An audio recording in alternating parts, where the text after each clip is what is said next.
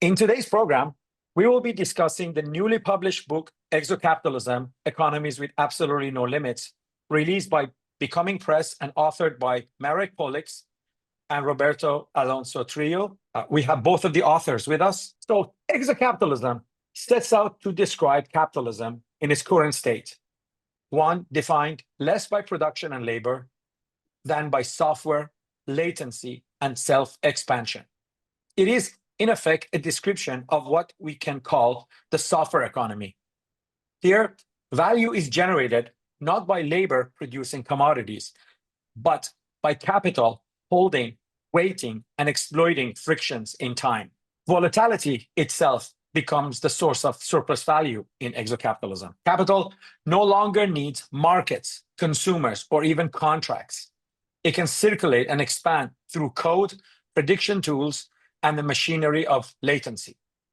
This trajectory can be contrasted with earlier analysis, such as Rudolf Hilferding's Das Finanzkapital or Finance Capital from early 20th century book, one of the most influential and original contribution to Marxian economics, which substantially shaped Lenin and Bukharin's writings on imperialism.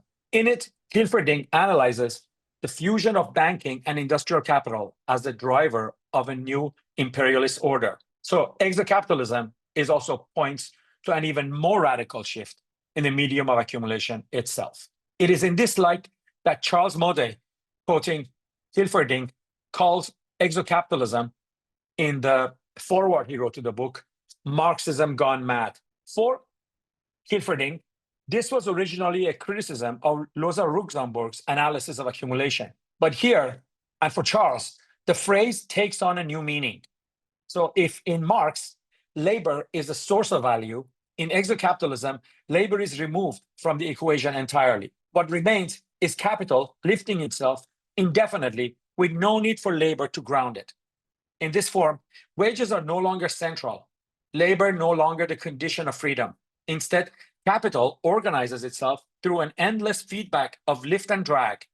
Lift as the power to rise beyond physical, natural, and biological limits, and drag as the way the physical and social world resists this process, but ends up being reshaped anyways to accommodate capitalism, and in essence, through resistance and rejection, providing more opportunity for capitalism's further lift.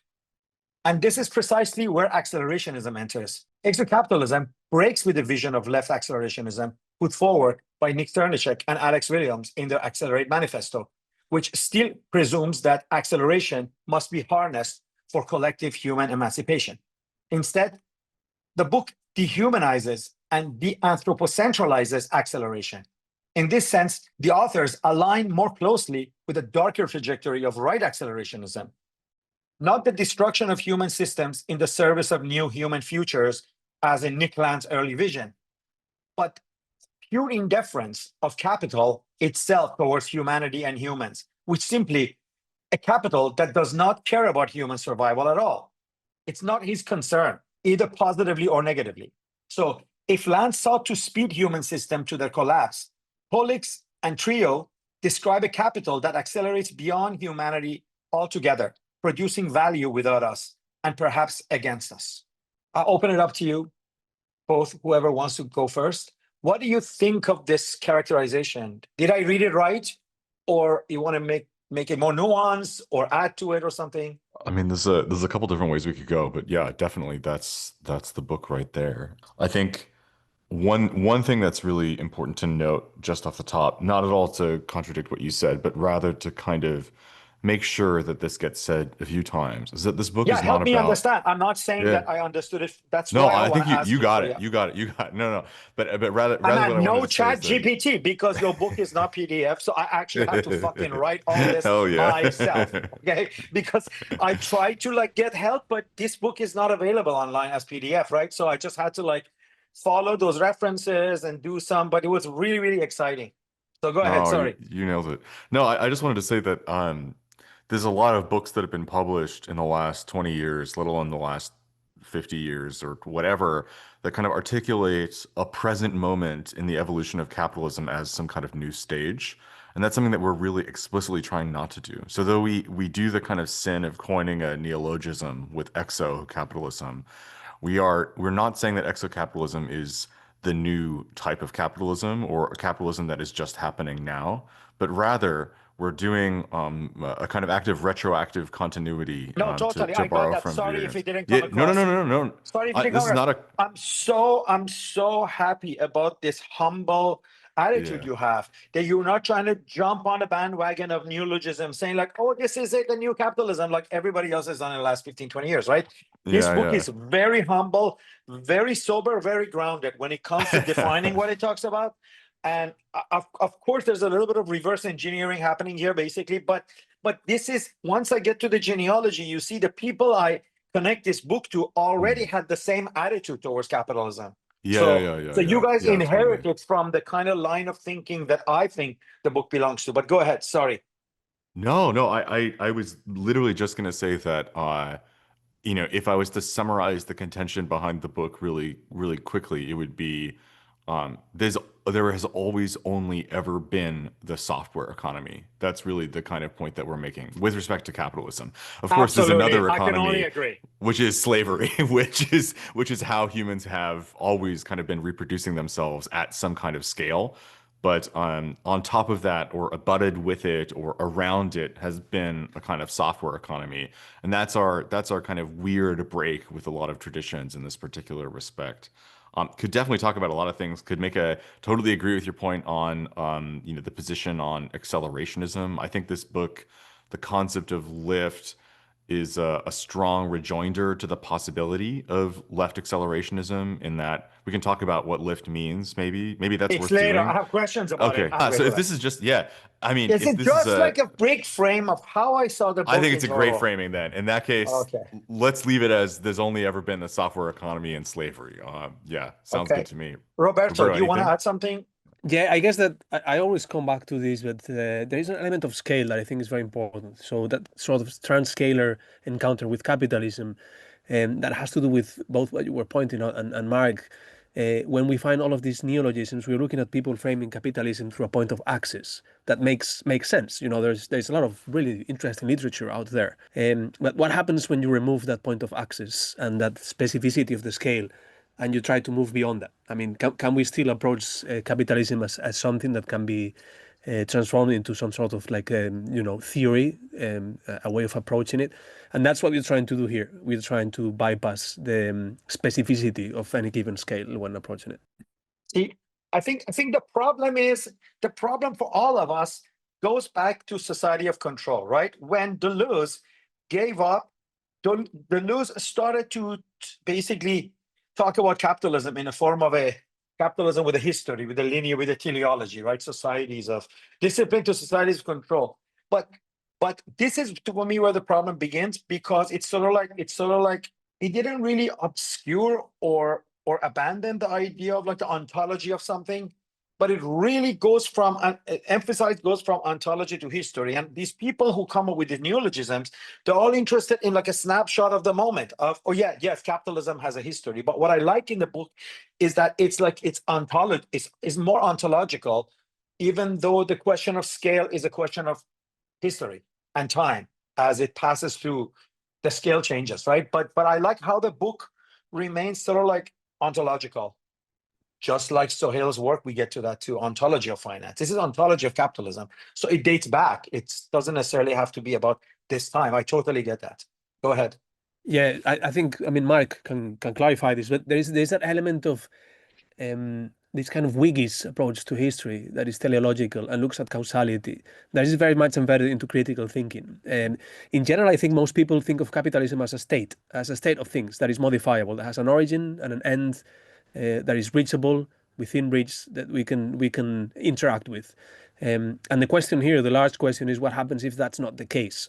And everything kind of falls down from there, I think, to some extent. So what do you think? Let me just get into the genealogy then. Let's do it. Hell yeah.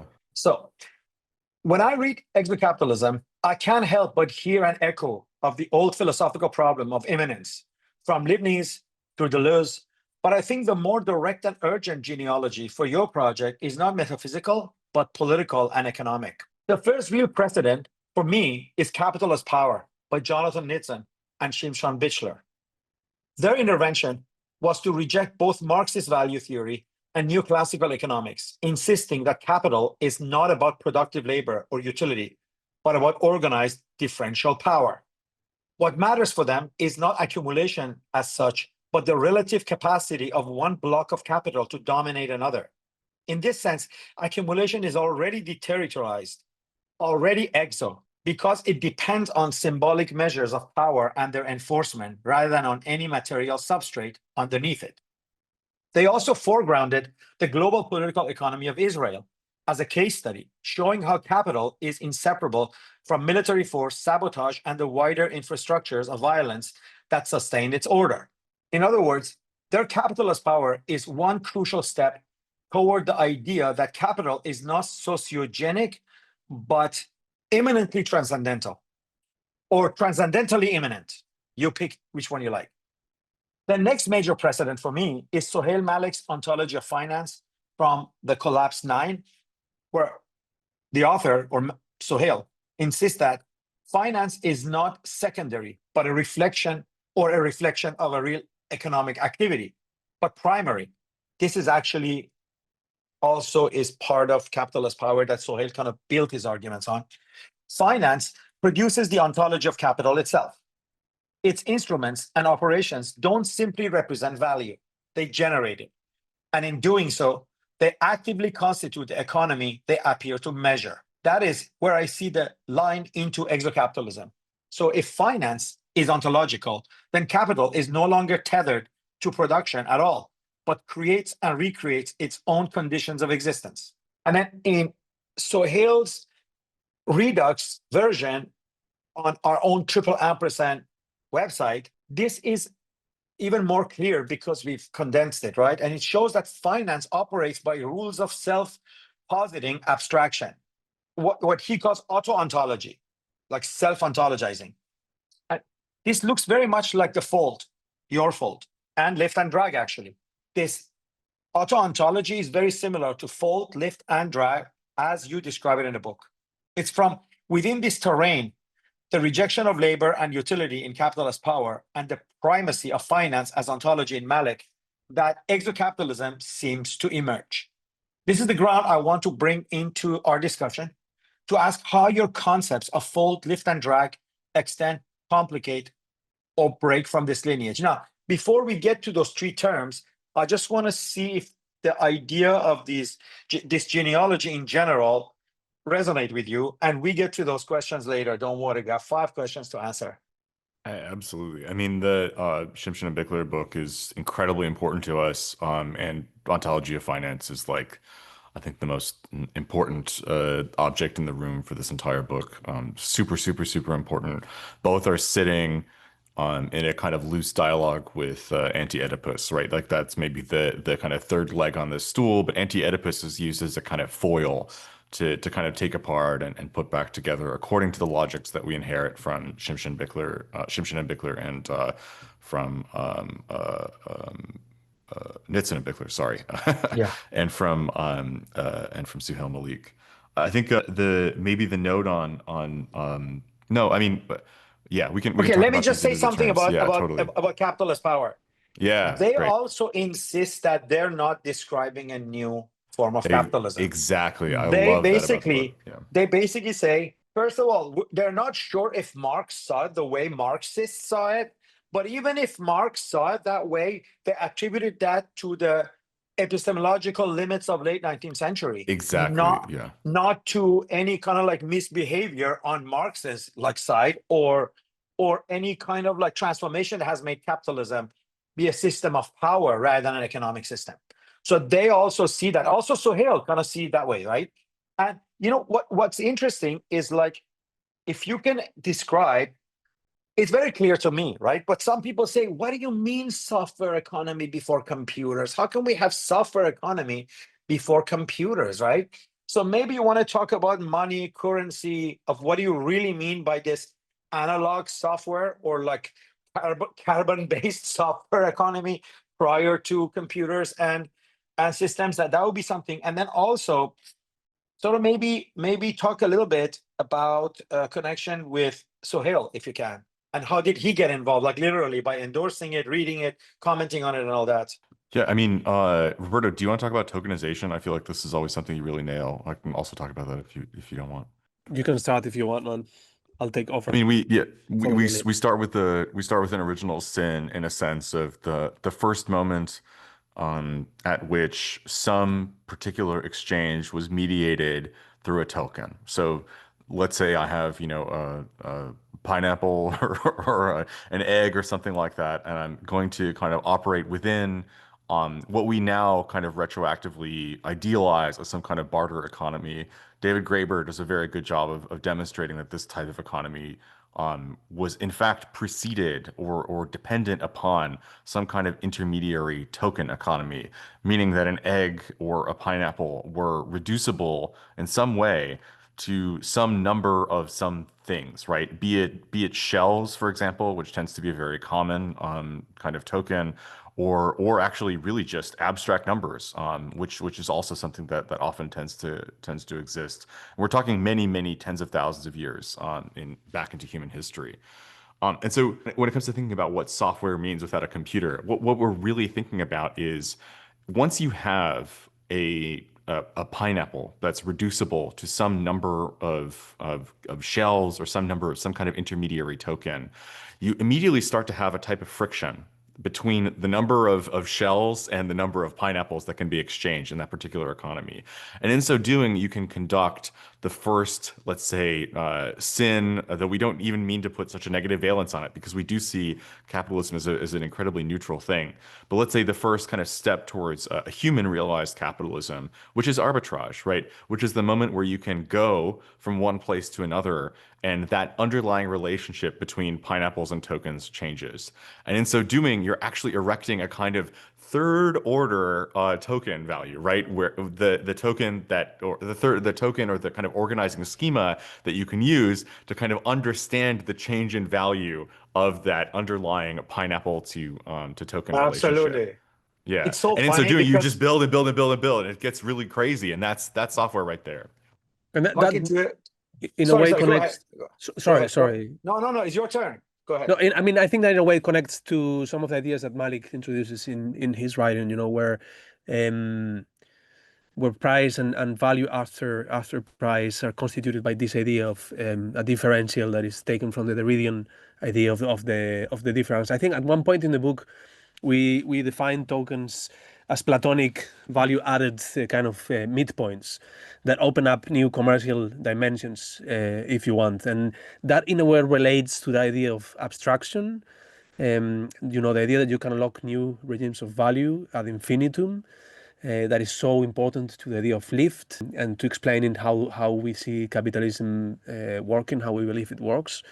And that relates as well to what Marek was pointing out about arbitrage. That I think this is something we mentioned earlier, the idea of labor not as something that adds value to the equation, as a kind of value add igniter, but as something that adds volatility to the equation. And that point of volatility, which is fundamental to how capitalism works, it's that space, kind of liminal space, temporal space in between buying, holding, and selling, where arbitrage becomes the kind of midpoint. So all of this goes back in a way to Suhail in a very direct way, I would say. Amazing. Now, I'm just gonna say, listen, here, Roberto, you got it. You got to go back a little bit, because I need this much under your face if I'm gonna make vertical videos. Like, I'm already doing graphic design here, right? Sorry. And your voice, and your voice is perfect, whether you back or the front. And of course, you closer is nicer. I can actually see you. But then I'm thinking, wait a minute, I gotta frame this later. So it's like Apologies. No. We already thinking in social media, man. It's just like it's this prison. We're all like caught in this prison of computation, right? So yeah, okay. So this is good. What I was gonna add is that it's also super interesting that you kind of like put tokens prior to barter, and you basically kind of like go against everything people learned, that like first was barter and then came like, no, it's the other way around, because barter would not be possible without any kind of like abstract standard to which things should be measured. So this is really also one of those things that like so amazing about the book is this like sense of People, like breaking taboos, but in a sober way. Go ahead.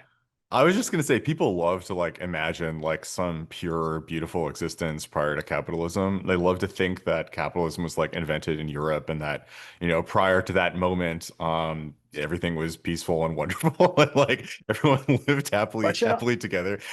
I didn't want to make the part about genealogy longer because I think you get to see some kind of like world system theory and Ariri in the book too, because for them, capitalism is a technology of debt, right? Like, and it began in Italy, in city states, in Venice, in like, and then from there goes to Amsterdam, and then you have the Dutch version of capitalism through like Dutch banking, and then it goes to England, and then it arrives in America, and then it's gonna like land right in China, right? Adam Smith in China, the book by Ariri, the long 19th century is about that, right? So yeah, so if I said it wrong, yeah, it's the long 19th century, right? The book is called Long 19th Century, right? Yeah.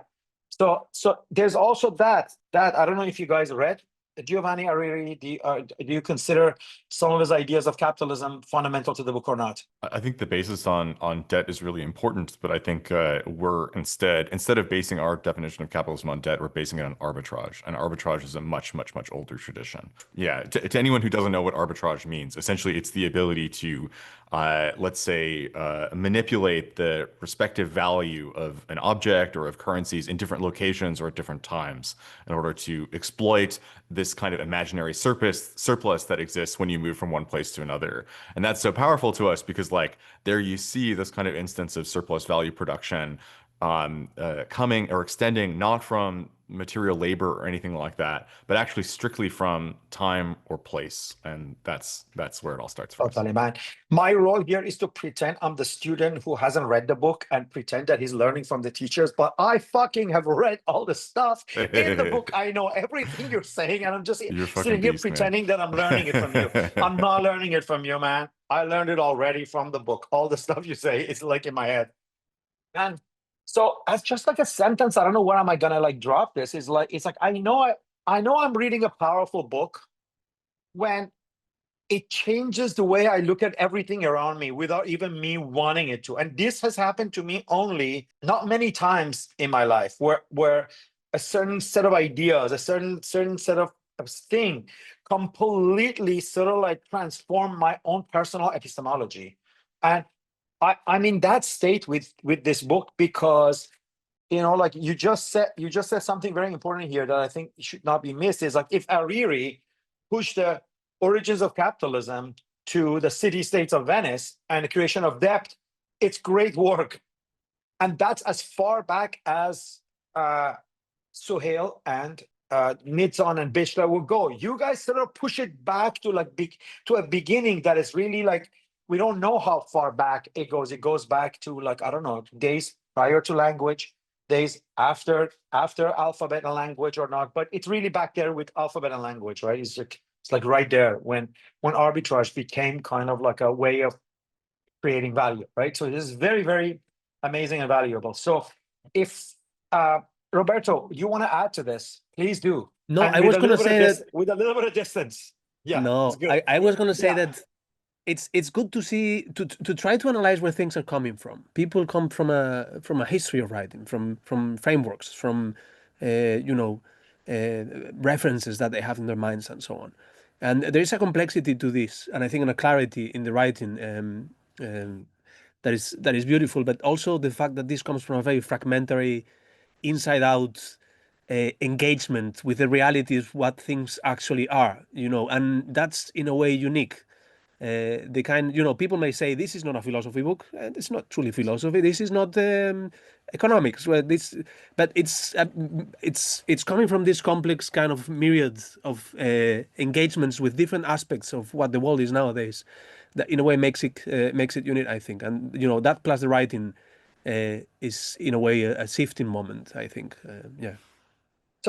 So before jumping to my questions, I wanted to ask, so how has been the reception of the book so far, beside the people who endorsed it and wrote about it already in the book? Have you received like a negative pushback? Have you received like, talk about that a little bit, because already the book is a month old, right? So we can hear some of those stories. Yeah, I think like we're really delighted by the amount of attention that the book has received. It feels like a very kind of hot commodity at the moment. Being intentionally playful there. But yeah, I'm like really, really excited by how many people are actively reading and engaging with the material. I'll say anyone who's coming from the software side of the world does tend to like very quickly message me something along the lines of like this makes complete sense. It's really, I think like something that is really, really underrepresented in critique at the moment are perspectives from people who actually like are engaged with software delivery in some way. Like we're just not present. There's a lot of people like who, if I can be candid, like really don't know what a computer is or how computers work, that are writing a lot about computers, writing a lot about the internet, writing a lot about experiences of the internet, writing a lot about AI. And like like I think it's very legitimate for someone to write about, experiences of things through their own experience, whatever. Certainly we're committing a sin here in that Roberto and I are not economists writing about economics. However, what we are bringing to the table, I think, is precisely a position from software that I don't think, and from computation that I think like a lot of But people you, don't really have but in the field. I hope you don't think of this as me kind of like centering myself. But when what interested me from day one, I'm talking about 2009, right? And 2009 was that when I went to grad school, my whole project was to find a prehistory to computation that is not in sort of like transistors and electricity and monitors. And I saw places that you could apply a cybernetic 1 and 2 and 3 too without needing computers. And it really like fascinated me. Like for me, it was always like already taken for granted that like say the transportation system is cybernetic, is software based. Like when you enter the New York subway, you're in a complete controlled environment created and generated by feedback loops. When I when I looked at the practice of particular anthropology and science museums in recreating displays about nature, I saw a form of cybernetic feedback loops and computation happening there.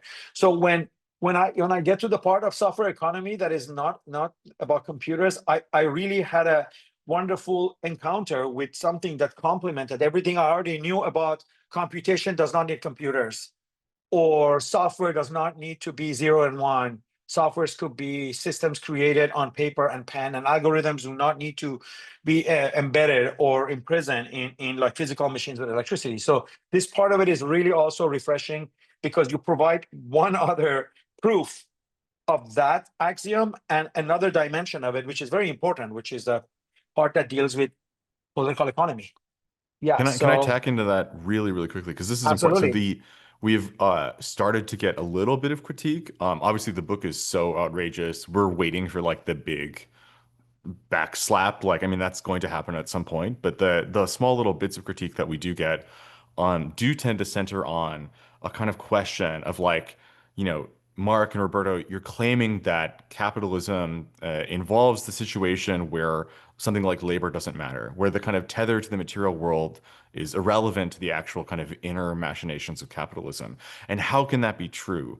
Especially given the fact that all of this kind of capitalism is running on, let's say, Taiwanese computer chips that are in-housed in computers, and there's all this like physical aspects of production that undergird the kind of economic engine. And like it's really important to a lot of people, especially people from European traditions, to continually try and find the material basis for something and use that as the sole explanation vehicle through which that thing that's coming from it can be understood. And like this is where computation, and your point about computation, I think is really important, because the idea that computation is defined by the computer, or the idea that computation is defined by the transistor, and thereby all the kind of underlying material mechanics that go into producing the computer, we know that's false. Like we know, like that, we all have kind of come to a realization that computation is much more than that. sure, these are the kind of vehicles through which we humans mediate certain aspects of our encounters with computation, but actually as we leverage these vehicles to encounter computation, we more and more come to the realization that what we're encountering is way bigger than the systems that we've put together in order to realize it in front of ourselves. And that's the analogy to capitalism here is precisely that actually the type of capitalism that we tend to talk about, we try and continually tether it to, a material dynamic that makes less and less sense in the contemporary moment. And as we continue to build these larger and larger apertures into that space where capitalism might live, we continually, I think, receive a kind of like, I mean, really brutal remonstration that our imagination has been limited and that capitalism is much bigger or much more distant or much more kind of elegant than we think it is.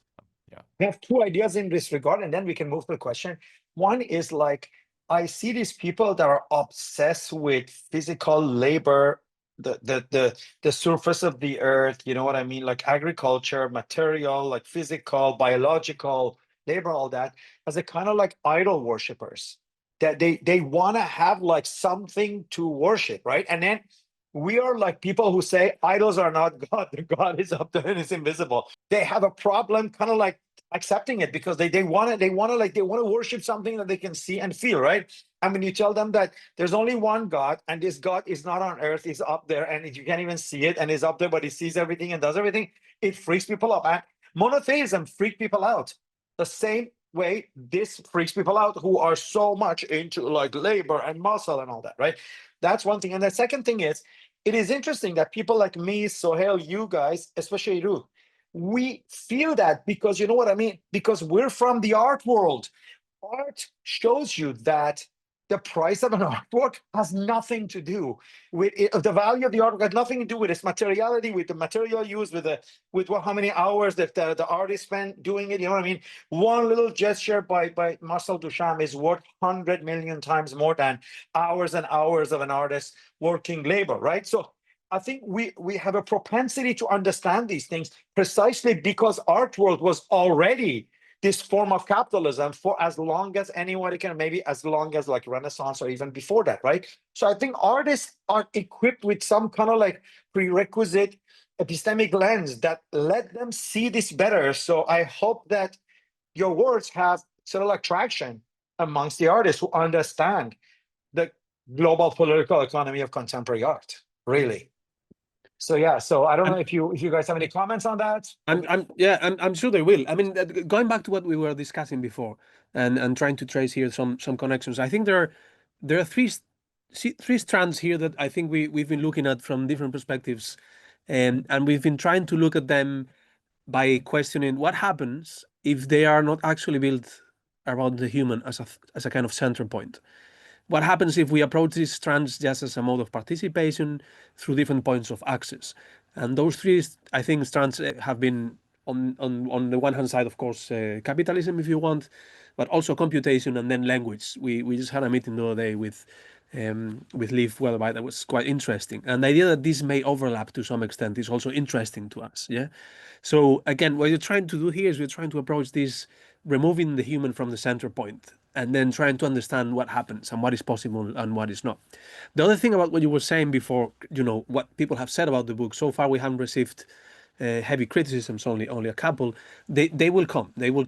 And I think they will come for a number of reasons. One of the main reasons, I think, is that, and Marek might disagree here, I always say this, I use this phrase on every interview that we do, but the book is not messianic, and messianism is expected. Messianism implies that we are discussing something, but taking into account an implicit terminal point. We're discussing something that is going to end. And once you remove that, the kind of messianic drive disappears. So the questioning that we've got from people so far is like, okay, are you saying that labor is irrelevant? And you may say, no, we're not. It is relevant to capitalism. Labor is relevant. It is relevant. That's not what we're trying to say. Are you saying that, so what are you proposing here? What is the next step? So the questions kind of go back into a teleological afterpoint. Like, okay, we agree on this, then what? And the book is not trying to articulate that answer because that's not the point. So yeah. Just tagging in to say that the point about the art world, I think, is like a really, really good one. Like that makes a lot of sense, actually. Like we're all kind of very much exposed to the to The Roberto's point, like arbitrage in the yeah, we art feel world, the labor, the but it's not relevant. arbitrariness of the art world, and Yeah, the arbitrage yeah, in the art world, right? It's yeah, like yeah, we live through it, right? So it's very yeah, easy to sort of like see how this also for Sohail, man.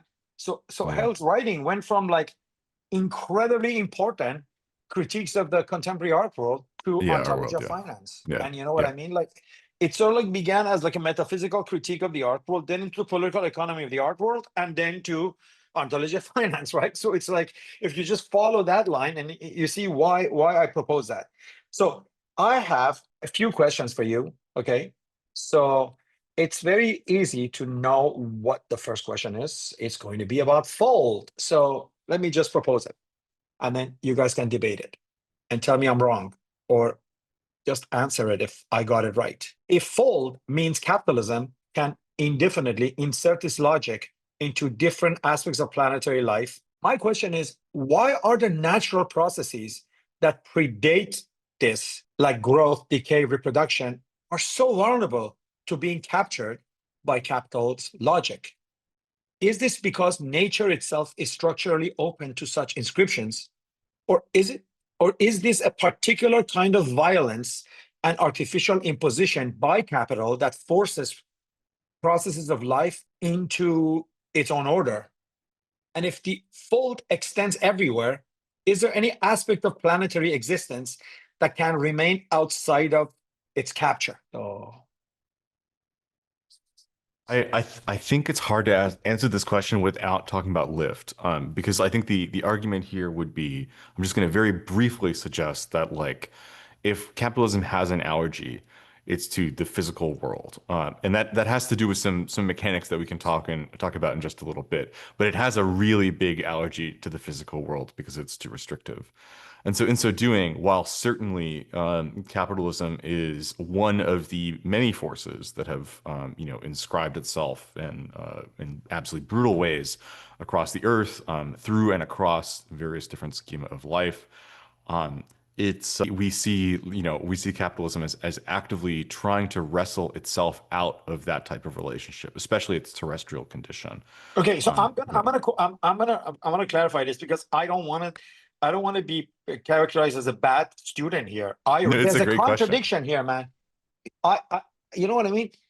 You know what I mean? Inserting its logic in every as like unfolding or inserting its logic in every aspect of planetary life, while it actually physically withdraws from it. It basically, what I'm saying is that it's not like this inserting of its logic means that is not allergic or it likes the physical world, but as it lifts,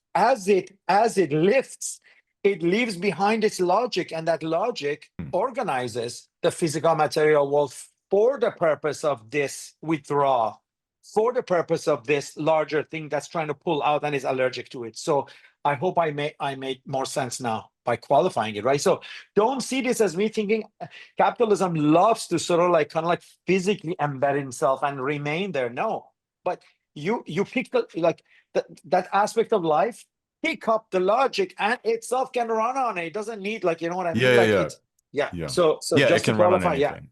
Yeah. No, that makes sense. I think I mean, you could ask the same question about something like language, right? I mean, that's, I think maybe how I'd answer it is that like at a certain point we're dealing with something so transcendental that it becomes really kind of difficult to circumscribe its effects. If the question is kind of yielding into like why life as opposed to inorganic matter, is that a kind of aspect of the question, or is it rather about the kind of plasticity and mutability and kind of Yes, absolutely. yeah, yeah, I mean, capitalism insert its logic into non-living components or processes of planetary existence too. But I just called it life because it's closer to us yeah. humans, closer to like more plastic forms of being rather than stones or rivers or I don't know, geological matter. I mean, I think that, to me, capitalism has very much to do with virtualization in general. It's like inbuilt into the problem of virtualization.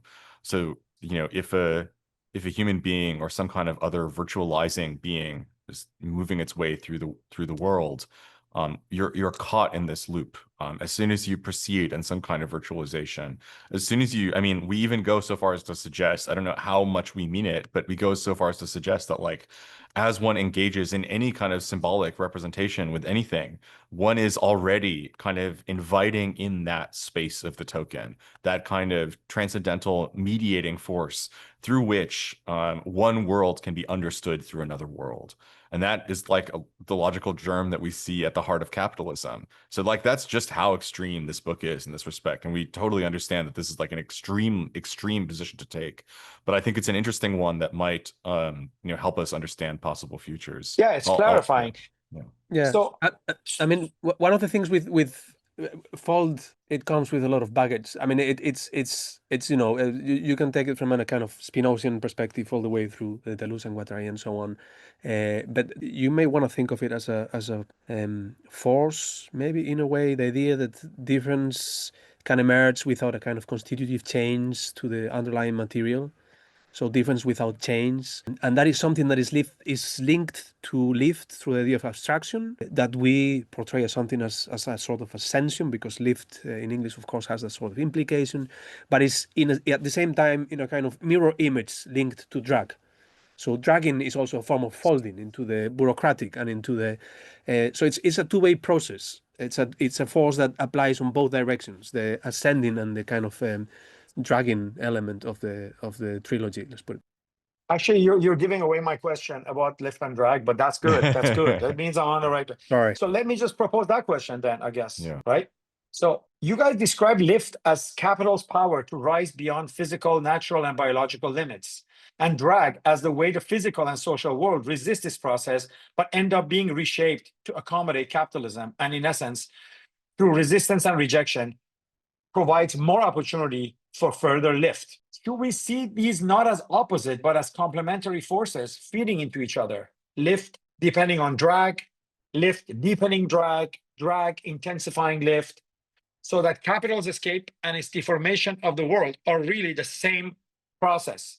And if that's the case, does this mean that human societies are condemned to play the role of ballast, always deforming themselves to make capital's rise possible? I think I absolutely, I think like the kind of feedback loop between lift and drag is incredibly critical to the book. I think something that I always want to avoid, and this is only because we want the book to be provocative in this respect.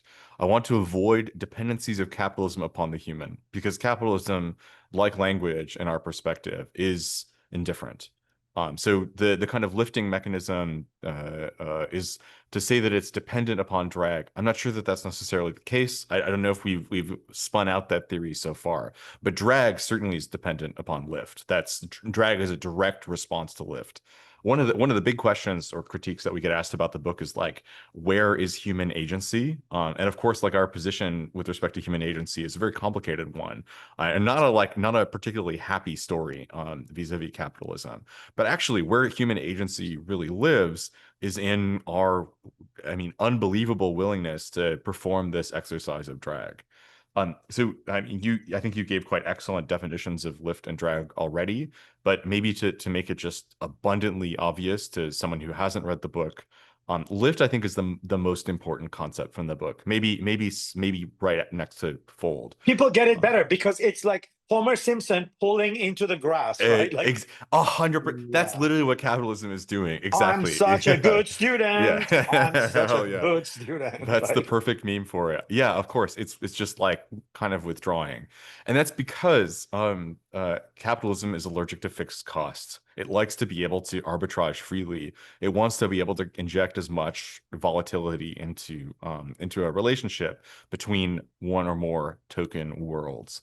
And so what capitalism does, it wants to move away from fixed costs, which are associated with physical production. You can, if you want to build an air conditioning unit, you're limited in how much you can charge for that air conditioning unit, because like it's made out of stuff, and like that stuff has to be put together by people. And even if those people limit towards slavery, which they often do in the last mile, which we talk about later, the ultimate kind of aggregated object, you can only inject so much margin on top of it before it becomes, non-viable as a commercial object. And so what's interesting is that if you choose not to sell an air conditioner, but instead to choose to sell software that lives on an air conditioner, you have immediately an ability to create a different relationship to price and value, one which is recurring, one which is 1 degree of abstraction away from the physical air conditioning unit. It's something slightly different, and you can charge a monthly subscription, for example, and all you're really doing, you're not really Or providing maybe any kind of, you can have yeah, another 100%. app that controls your air condition app and another app of your fridge, and then one app on top of it, right? I mean, I think 100%. I And get it, right? like what if instead of actually, selling software that lives on air conditioning units, but yeah, let's abstract it to all appliances.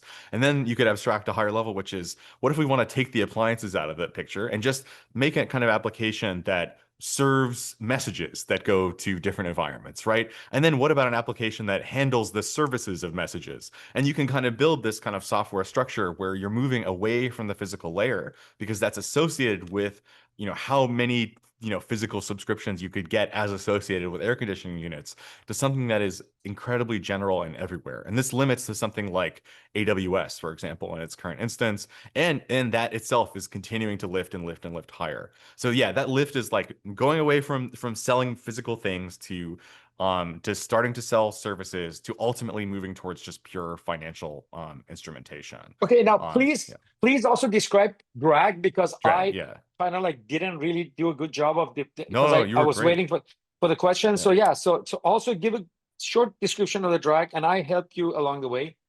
Totally. So drag is, we mean this like very tongue-in-cheekly in a couple different ways, but drag functionally is the kind of lack of imagination on the part of the human, in its ability to limit the effects of this relationship it has to world making, to tokenization, when it comes to actually managing its own states of affairs. And right now, that means essentially the kind of realization that there exists this kind of lifting economy. The economy is getting less and less concerned with physical things, that labor power is getting less and less powerful or important, and that the kind of regulatory maintenance, reproductive kind of objects that we use to kind of continue human social existence are kind of becoming weirder and less directly concerned with that type of physical reproduction, because it's lifting. It doesn't want to deal with, human healthcare, for example. It doesn't want to deal with, agricultural food production. It instead wants to deal with all these kinds of like weird services and financial instruments through which it can kind of more freewheelingly iterate on value. And so the dragging human is like trying to kind of cut open its own reproductive apparatus, socially reproductive apparatus, in order to attract capitalism in. And it does so by building these incredibly weird institutions. Like we talk about SNAP, for example, the kind of food stamp system that we have in the United States. And it, like, instead of like giving food to people, what happens instead is, because of this failure of imagination to think of another way through which food could be given to people, we kind of cut open all these spaces through which we can subcontract and elicit the attention of financial instruments, essentially. So like the way in which, in order to get food stamps from the government, one has to enter into a relationship with large third-party financial services and spend all your time, dealing with like weird software applications and weird delivery mechanisms and weird like ways to like store and move and relate the relationship between SNAP tokens and real food. Like, it's this incredibly weird thing that we build in order to kind of keep capitalism around. So because that's the only way that we can imagine ourselves giving food to people who need it. Well, And so this, there's yeah, also please. there's also the example of like carbon credits is a perfect example Yeah. of that, right? But also, like, I want to talk about an example that's like non-carbon, right? It's like, basically imagine like how the message of, say, equality or Black Lives Matter becomes the bureaucratic system of DEI and inclusion and bringing these professionals and giving them $80,000 a year to tell you that like racism is bad, and like creating all these like processes that only benefits careerism of a bunch that have nothing to do with Black people, rather than just, can we just not be racist, like straightforward? No. So basically this drag of the, like I see like Black Lives Matter drag, and then DEI as the lift of the drag, and it has nothing to do with computation or electricity. It's just a completely non-carbon, non-electronic way in which drag and lift kind of like work with each other. Yeah, because, I mean, sorry, Marek, go. No, go. No, you go, please. I mean, in the book, we use this example specifically, which I think is a really good one to, I think your point is there, in that like, as opposed to imagining some kind of, let's say, state mandated space through which some kind of equality is legally required, for example. I mean, there's a whole bunch of different ways you can think about solving the problem of racism. But instead of this, we kind of create this prayer to capitalism that capitalism will come down from the hill and like, find a solution to this particular problem. And the way that it does so is incredibly weird, which is through this kind of like a kind of growth within, around, a kind of like fractal growth inside white collar labor. And moreover, this is like the way that we really think about drag. We have this whole kind of term of labor drag, essentially, which is that white collar workers increasingly realize that their own jobs are becoming obsolete, because like either they're gonna like push the cart around giving food to people and live all the way kind of at the bottom of the chain, or work, for example, at a pharmacy doing kind of like first responder kind of work. You can either do that, or you essentially can be a financial analyst. Like those are kind of like the two career paths that increasingly exist to white collar labor. And that's really scary to a lot of people whose skills don't match up in either of those spaces, right? And so in so doing, you have to kind of create a type of weird world where your skill set makes sense within capitalism. And that's precisely the way that drag works. So yeah, we talk a lot about like marketing, for example, or marketing operations as a really good example here, where within a company, accounting for marketing and how much to spend on marketing is a really complicated thing to do. And so there are careers that are essentially constructed around building kind of fictional statistics-based narratives to take someone's marketing budget and make it make sense to a CEO. This is like this type of labor drag where one is like legitimizing one's own, value add within an organization as a job in itself. And you can see, DEI, but DEI has also just gotten completely axed out of like every major American tech corporation for precisely this reason. But like it originally existed as precisely this type of labor drag, wherein a type of legitimation was constructed and then performed in this particular context. And when it lost the cultural kind of root that gave its legitimation within this context, then it was excised. But in the moment, it was like incredibly important and a site of really excellent investment. This is an interesting suggestion by you guys, or at least you right now, is that like as lower layers of lift kind of becomes obsolete, they kind of like join the last mile, and then capital also get out of them, right? That's it. It's like something that looked like a fresh lift in the first years of Obama. It's totally now like some kind of like a burden, physical burden that needs to be dumped, and capital needs to create other lifts that are just like goodbye. Exactly. Goodbye, DEI. That's exactly what's happening. Yeah. Somehow I'm not depressed as I just go ahead. No, just to expand on what Marek said, maybe repeat to some extent, and this idea of drag as a failed attempt to embed ourselves into the lifting process. And I think one of the key concepts here is a performative mimicking. So instead of rejecting altogether, we attempt to follow, we attempt to imitate. And to me, one of the underpinning ideas here that might be a bit metaphoric is that we do so with the hope that by creating an image of lift that is precise enough, the map will replace the terrain itself.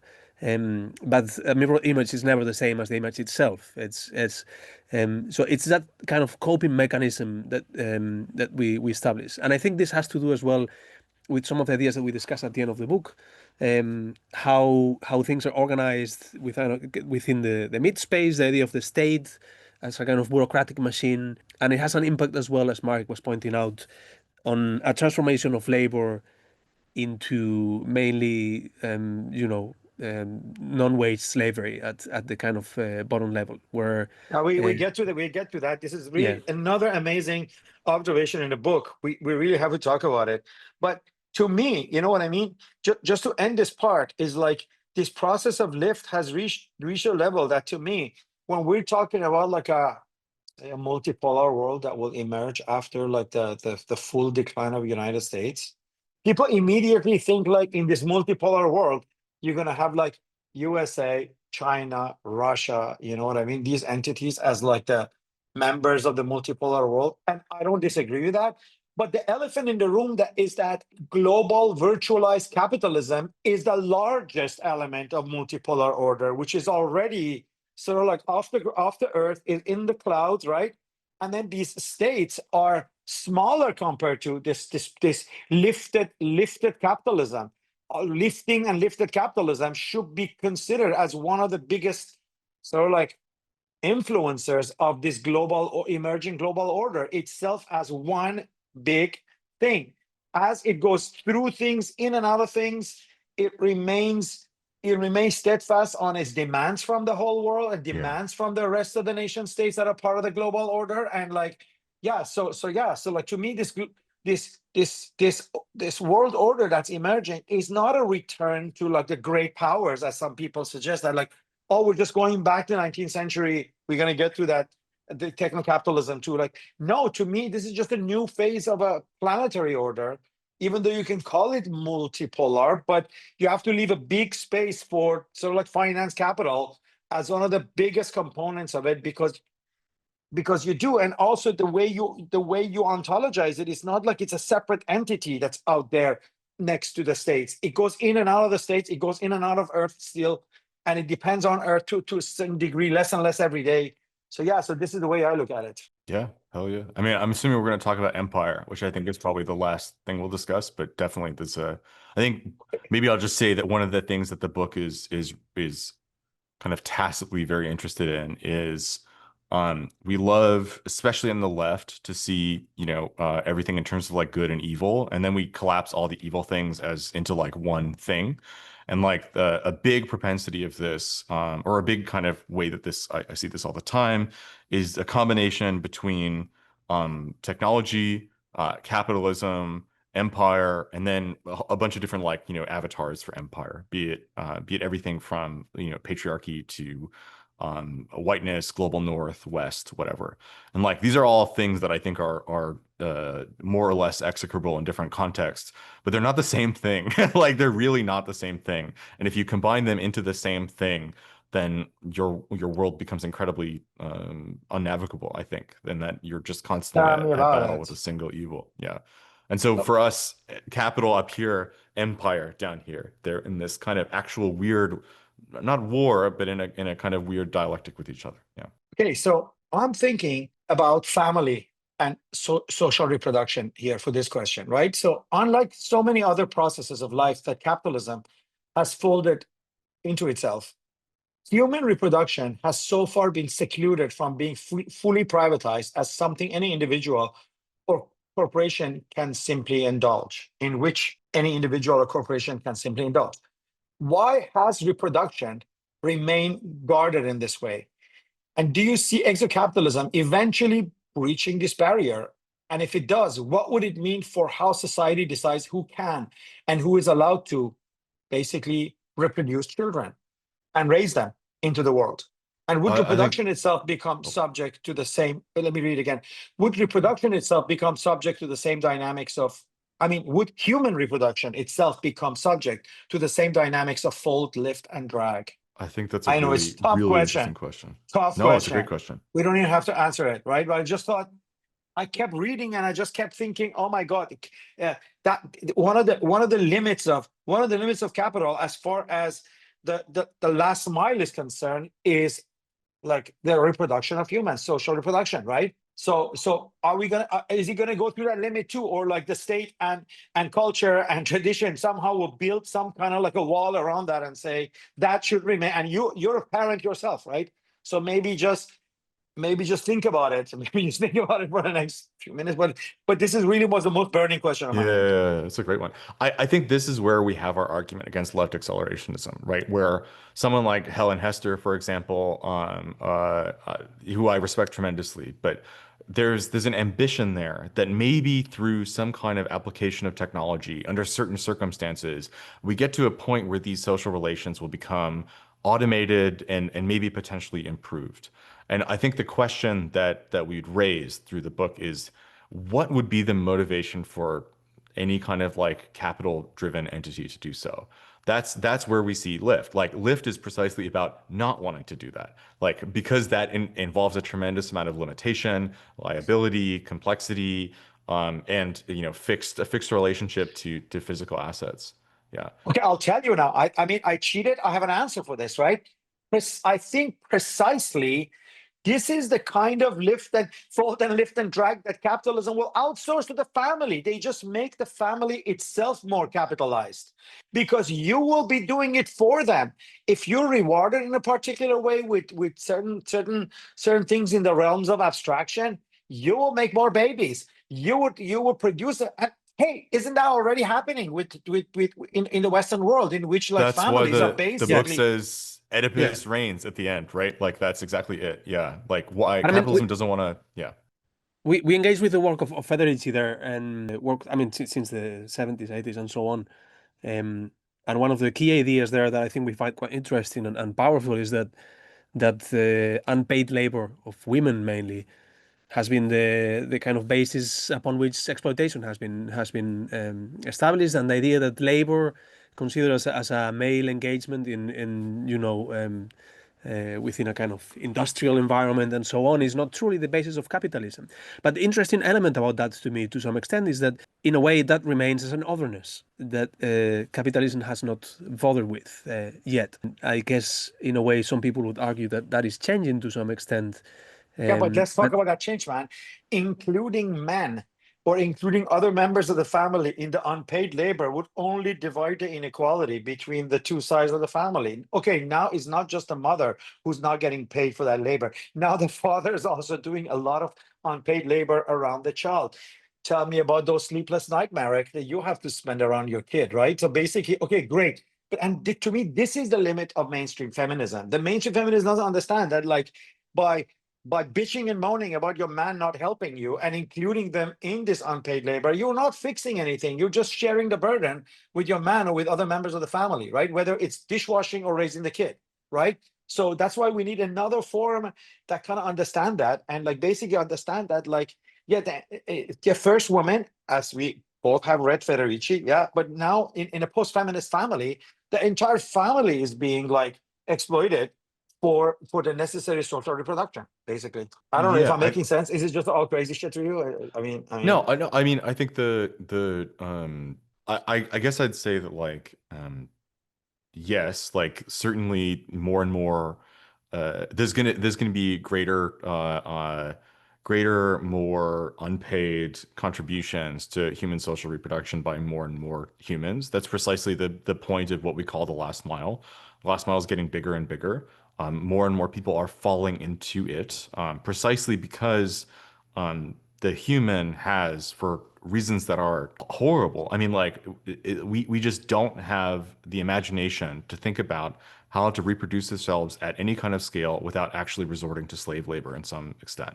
That's the major allegation of the book is that, when Federici does a really good point of calling this out to Roberto's point in Marx, that the kind of primitive accumulation that Marx describes never stopped. It continued with women. It continued with people throughout the global South. It continued with people of color, etc.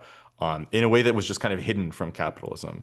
And like yes, to your point, like it's going to affect men. It's going to increasingly affect the global North. It's going to affect everybody as we're all kind of spat out of the execratory tract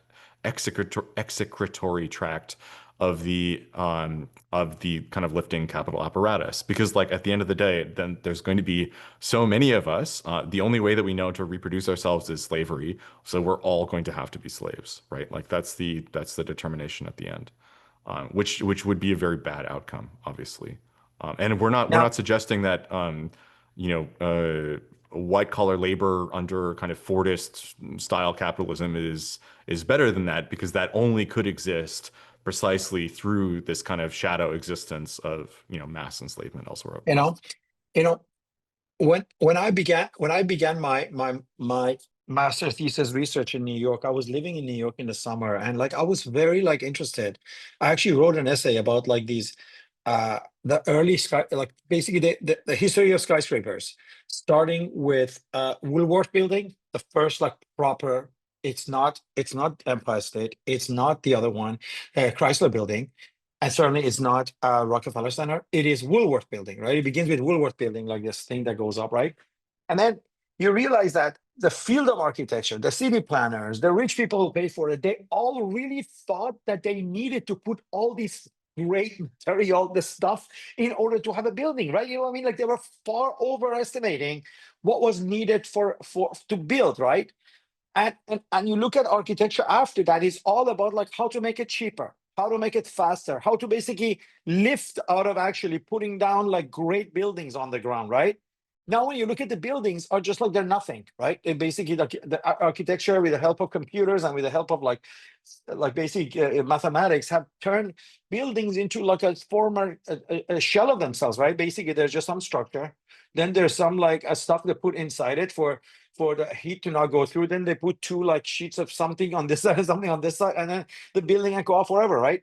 So I think the same thing is that capitalism really thought at some point that it needed more miles into the blood and bone, and it's just realizing that it doesn't need as much, and that's why labor is no longer important to capitalism. I wish it was as important as a 50s or a 60s. I really wish it was. Life was better, but imagining that through like tariff or through some kind of system, you can bring back these jobs to America, and you can send Americans back to factory to kind of go like Charlie Chaplin in modern time, and just try to get like, oh, let's just alienate them in a new way through factories. Like they're already alienated enough through like their computational processes, honey. You don't need to send them to factories. So, and it's like you really get the sense that capital is less and less interested in labor, not out of some kind of pathology, because just out of knowing that it doesn't need as much of it for its own operations to continue or grow. It needs it less and less, right? And that's the sense I got from reading the book, is this realization. And it's very sad when you realize that, oh, you know what I mean? It's not that capitalism hates me, it's just that capitalism doesn't give two shits about me. It's even more depressing, right? Like when this designated enemy or this imagined enemy you've created as capitalism actually doesn't care about you at all. I guess So that a way to put it would be to say that as faults upon faults upon faults upon faults keep building up, the ability of labor to inject volatility becomes smaller and thus less relevant. So that's something that I very think important to say. Yeah, makes sense. very Yeah. important to say. But you're not suggesting that like labor organization and strikes and being unexpected by bringing volatility back can help, or do you suggest that? Because There's immediately no you think of volatility, you think of strike, you think of no, sabotage. no, I think Roberto is accessing our definition of labor, which is like a really crazy one. Whereas, people obviously through the Marxian tradition think of labor as constructive of value, right? You have raw materials, you have a laborer, they add their muscle to that raw material. In so doing, they produce that surplus value, right? Which is not returned fairly to them. And for us, it's not that. For us, labor is about volatility. So we have a really kind of very strange retcon perspective of the satanic mill or something like that, where you have raw materials, they're exposed to humans as a kind of randomization factor to inject a kind of relation, to inject some kind of volatility into that raw material as a kind of asset that's then kind of moved through the economy. And so if you think about labor as a kind of volatility induction mechanism, it actually helps explain why labor becomes less and less important, because the amount of volatility that we have now in the kind of contemporary regime of capitalism, where we've built out such sophistication in terms of, any financial organization's ability to create arbitrage on this, on that, with this level of abstraction, you have so much kind of net volatility that all of human labor kind of amounts to a kind of random number generator on top of itself, through which various entry and exit points can be calculated by a financial instrument. And in so doing, if a strike occurs, that's first of all, like that's a useful thing you could hedge and bet against, right? It's like not a it doesn't pose a threat to Sorry. yeah, exactly. Sorry. Yeah, so I don't know if you have time for a little story. Could I don't I know how run much. to the bathroom really quick? Yeah, Is yeah, that all go right? ahead, because Thank I'm going you. to tell a story and then you're going to hear it afterwards. I'm going to tell the story to Roberto. So, Roberto, like it was a couple of months ago that my assistant from London, England, that does the archive of the videos, right?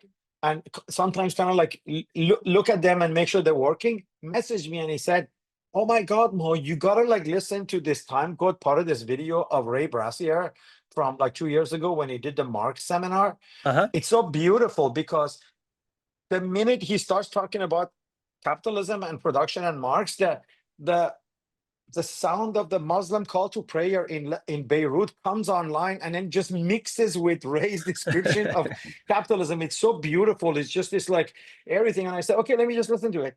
And then when I listened to it, I realized that, oh, the Almighty Allah had bookmarked this very important words of Ray. So as if the call for prayer was just a bookmark that like, you guys should really look at this few minutes. And then I immediately made a vertical video out of that. And surprisingly, it didn't super go viral because me and Reza and everybody thought this was just like this gem of a Ray Brassier like thing, right? And you know what it need? Brassier said what Marxists and what followers of Marx get it wrong is that Marx already saw labor as commodity. Labor is not productive. Labor is just another commodity in capitalism.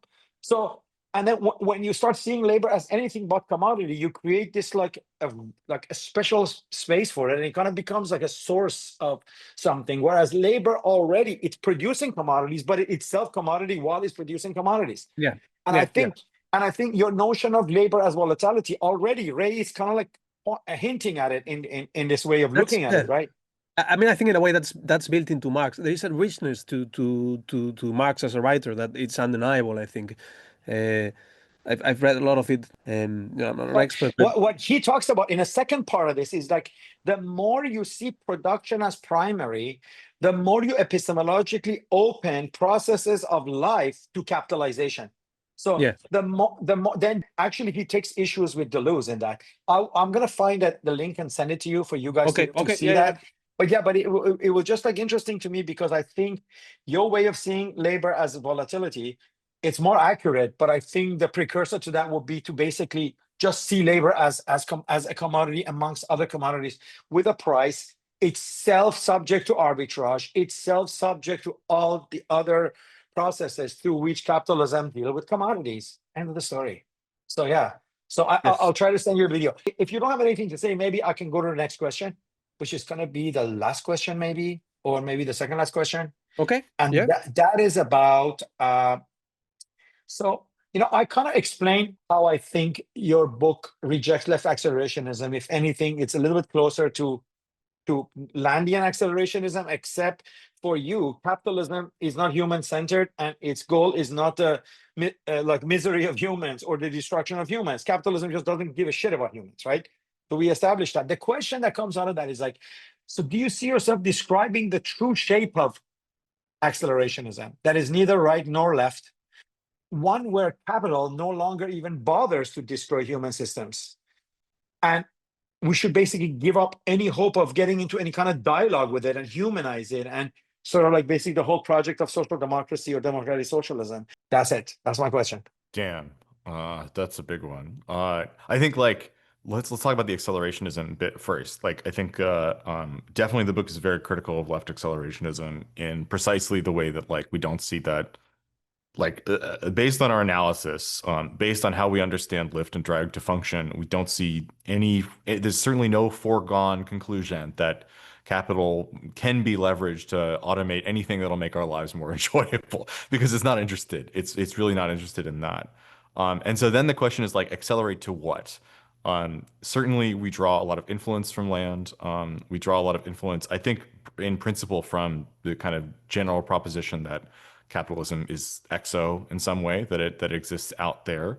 But our critique of land is that he's like obsessed with humans. He's like certainly very much into poetics. He loves gore. He's like a very kind of gothic kind of dude, which I appreciate, but like he's just obsessed with the effects of it. And so it's like, his enemy He reverse is engineers effect into intention, yeah, and it's beautiful. well, that's exactly true. Yeah. And that's we can talk about that. There's a critique of the book that I think is interesting through that angle.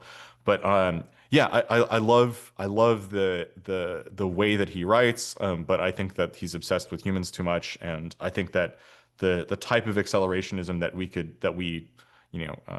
would be describing Observe, here is basically. You yeah, describe and observe it. You don't endorse observe, it. but like if we accelerate exocapitalism away from us, then we're just going to slavery faster, and like that also doesn't sound particularly good. In fact, it seems pretty worthwhile to buy a little bit of time, to find some kind of different ways to organize ourselves at some kind of scale.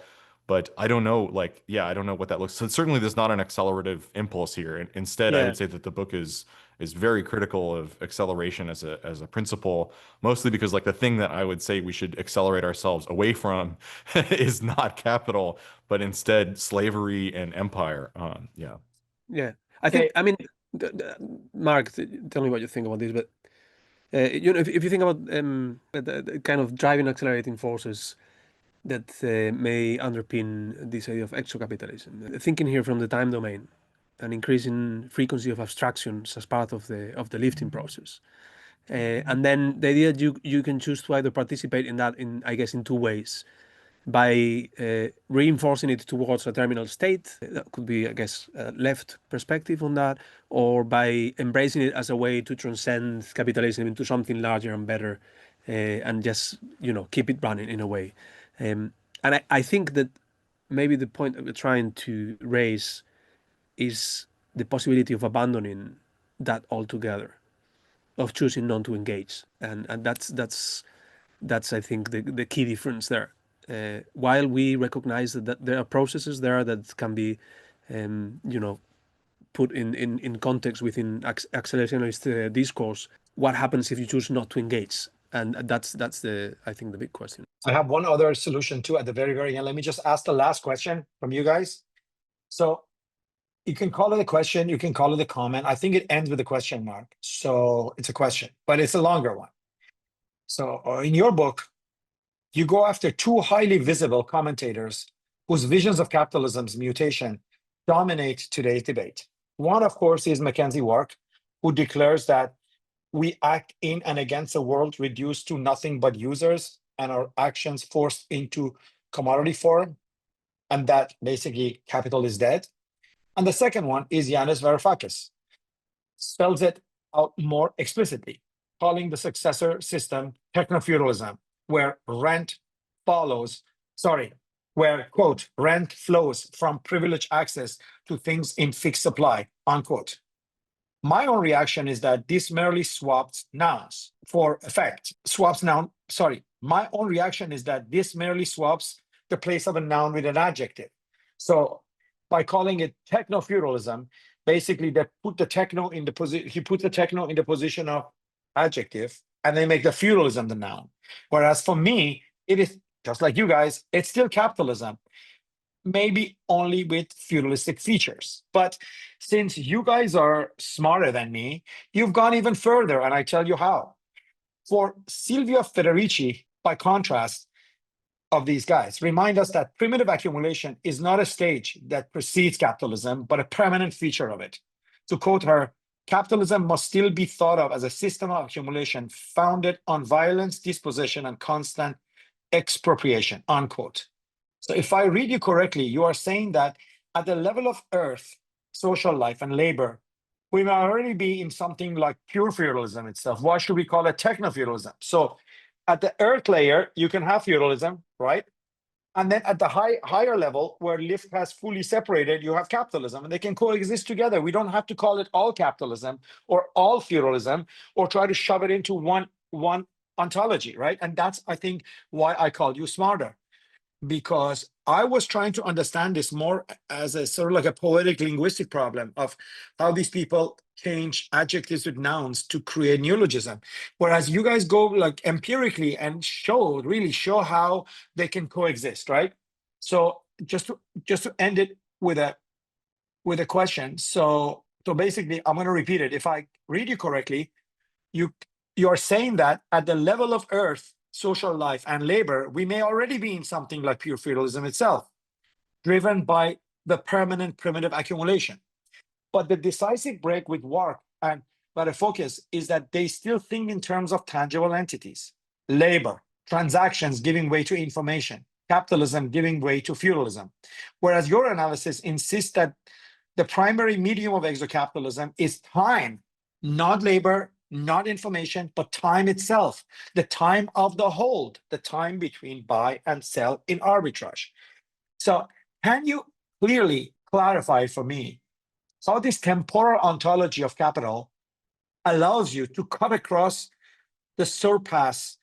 Sorry, can you clarify it for me how this temporal ontology of capital allows you to cut across and surpass Marx and Varoufakis' diagnosis? And how does this mean that exocapitalism is not just capitalism with feudalistic features, as I thought, but a system where time itself has become the terrain of permanent primitive accumulation?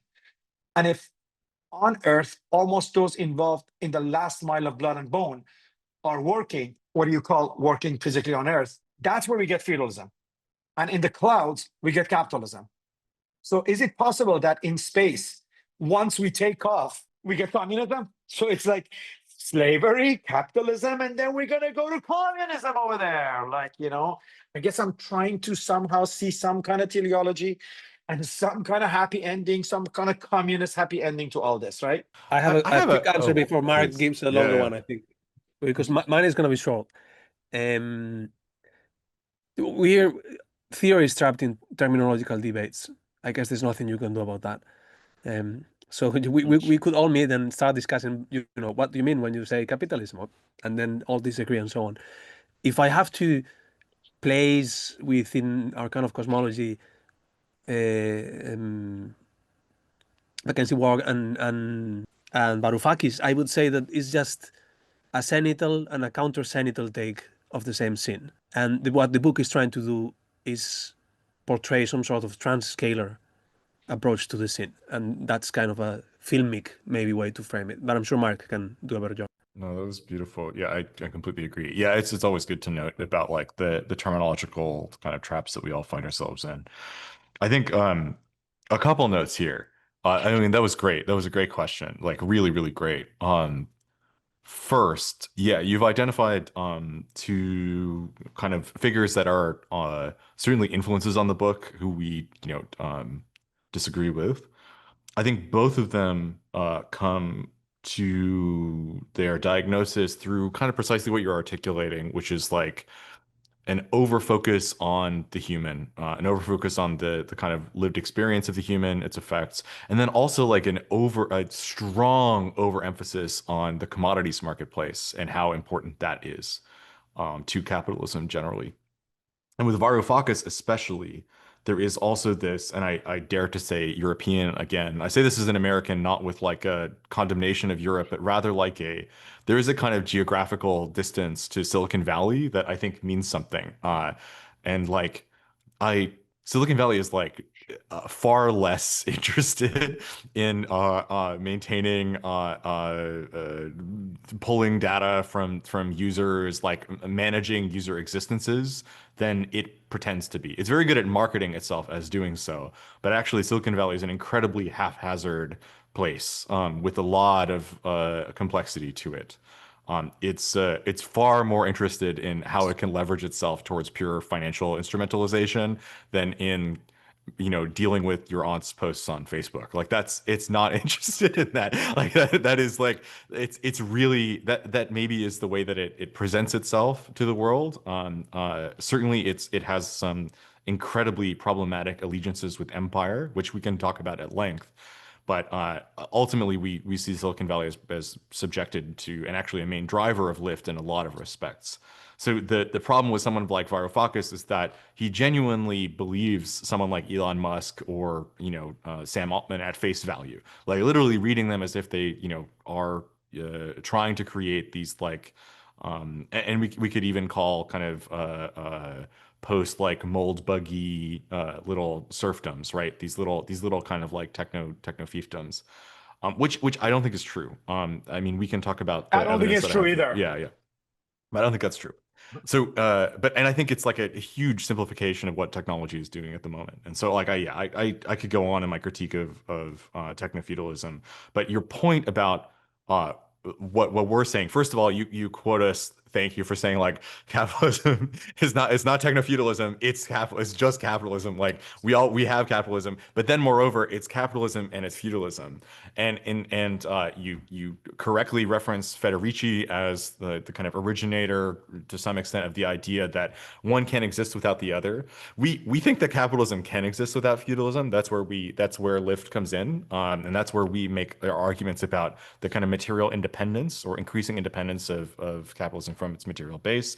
But we do see both of them as going back all the way to the beginning. So these things are happening all the way from the beginning together in concert. And maybe we've been seeing a gradual, they're not quite parallel lines. There's like a slight inflection away from the terrestrial space where on the Earth itself, we have feudalism, precisely as you say. Like it is really crazy to me to imagine anyone making an argument contrary to that. Like, look at all the wars for land. I mean, it's crazy, Russia, yeah. Israel, 100%. Yeah. land is just such a retarded like thing to worry about, you know, but they do because it's just feudalism.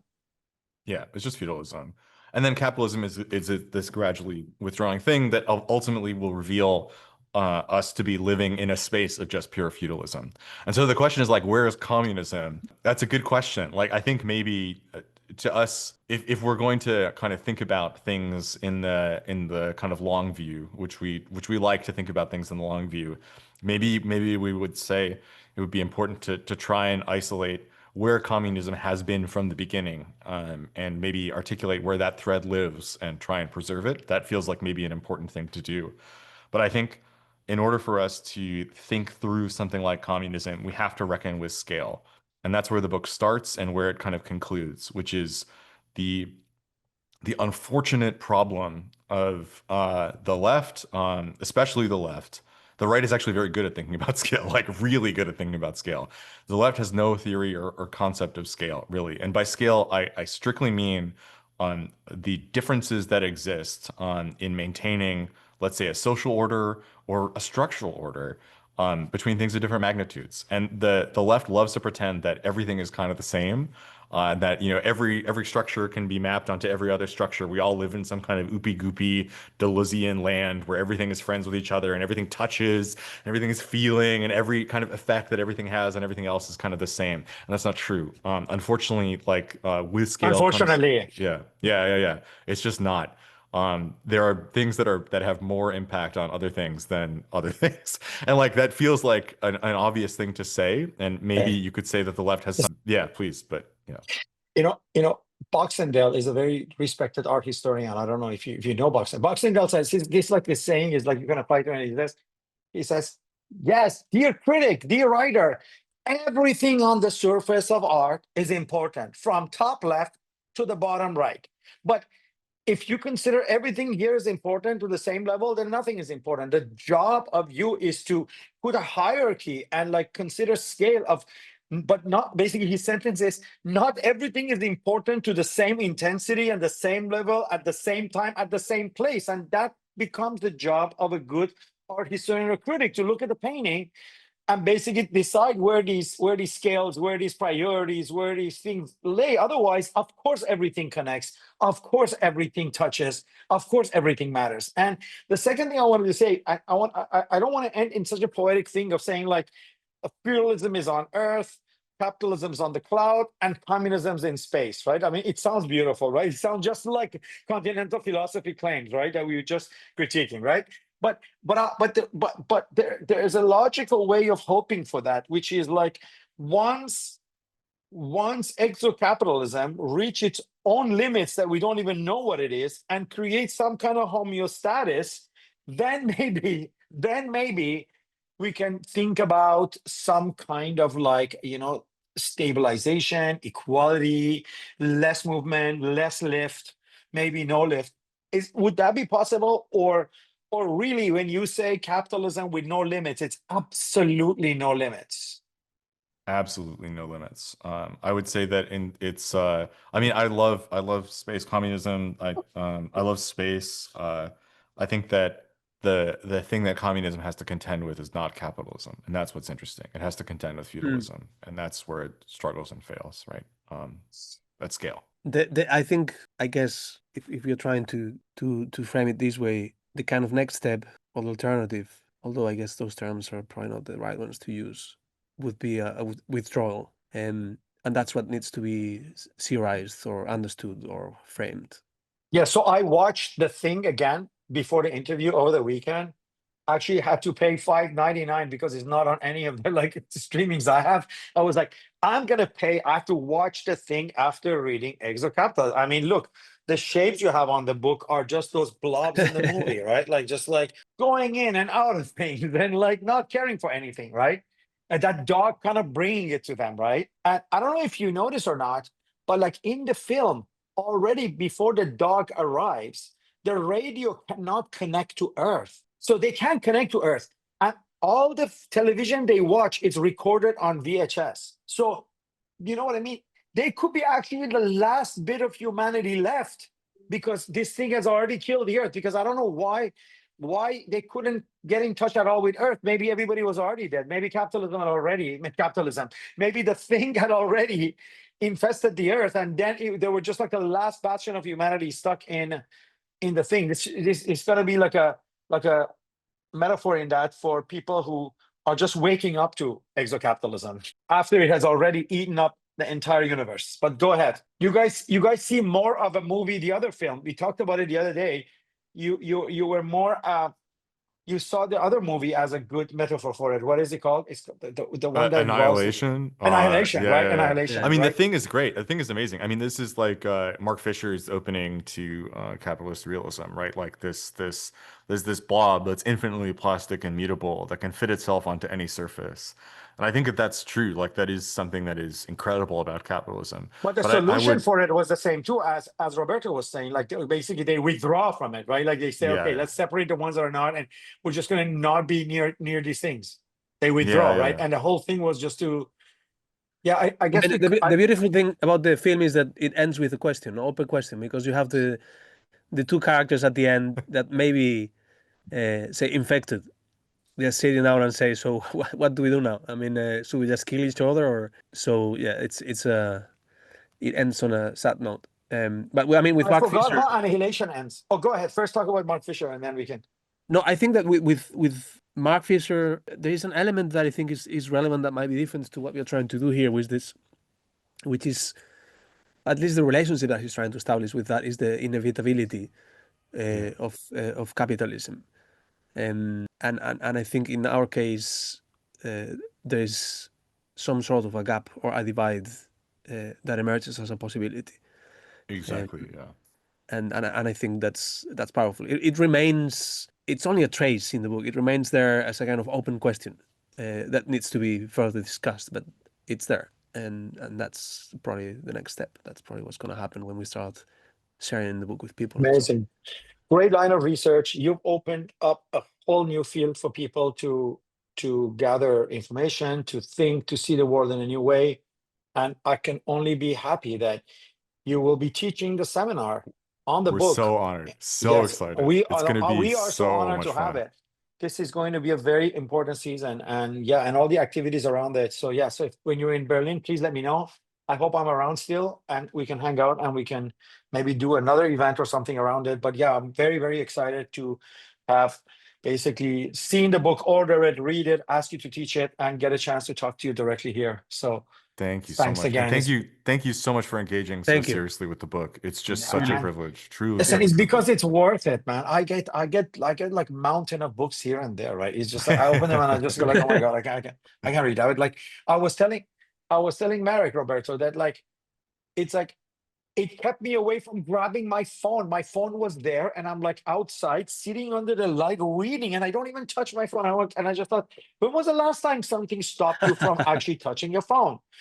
We It's all like, know how yeah, it important was. Mo's phone is, you know, Yeah, like no, this should be an everybody's endorsement on the phone, front man. cover. Cap Mo No, over his man, phone. man, everyone's phone. Everybody's constantly in the phone is in their ass, right? Like 24/7.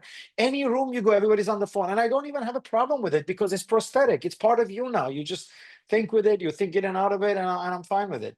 But I actually was not interested in the phone until I read the last words of the book, and I was like, okay, now I can actually grab the phone and take some pictures and show you that I finished reading it. Anyways, thank you again, and see you guys soon. Thank you, thank you, Yes. thank you. Can't wait. Thank you. Thank you.